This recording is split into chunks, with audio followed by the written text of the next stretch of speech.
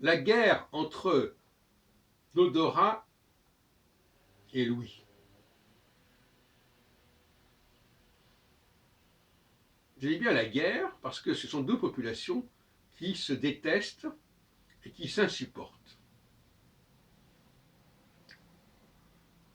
Les populations qui sont marquées par l'odorat ne supportent pas, font la guerre aux gens qui ont une odeur déplaisante. Et les gens qui sont marqués par l'ouïe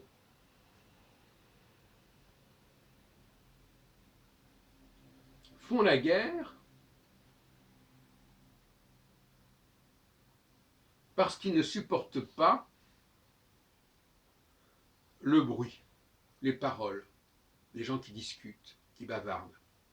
Alors, ils ne sont pas marqués par l'ouïe, c'est une façon de parler. En réalité, ils sont marqués par la vue, et justement, dans la vue, on n'a pas besoin de l'ouïe. Alors, on a l'opposition entre l'ermite isolé dans le silence, mais qui ne sont pas forcément très bons, qui ne savent pas forcément très bien, et puis le personnage, comme ça, qui se lave, qui vit près d'un cours d'eau ou de la mer, et qui est hyper propre, mais qui en revanche est dans une sorte de logorée verbale, parce il est en société, enfin peu importe. Et donc, ce sont des populations qui s'insupportent.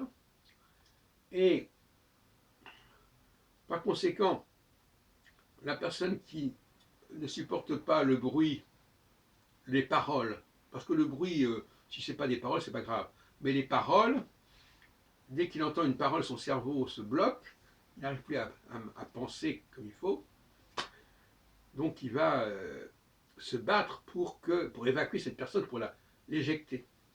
De la même façon, la personne qui est marquée par l'odorat, dès qu'elle a une mauvaise odeur dans le nez, elle va protester, elle va bouger, elle va protester, elle va dire arrêtez, lavez-vous, partez, etc.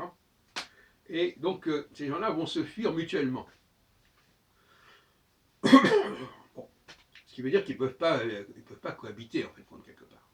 Ils ne peuvent pas cohabiter, à moins que celui qui ne se lave pas se lave, et celui qui parle trop arrête de parler.